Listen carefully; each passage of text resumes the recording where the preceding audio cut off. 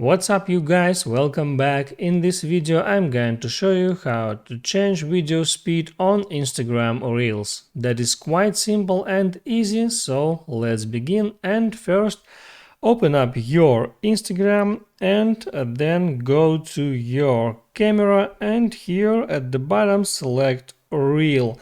And once you are on Reel, you can see there at the left this speed option. It's 1x now. You can tap there and change your speed to double x or 3x, 5x, or a couple of speed and 1/3 of speed.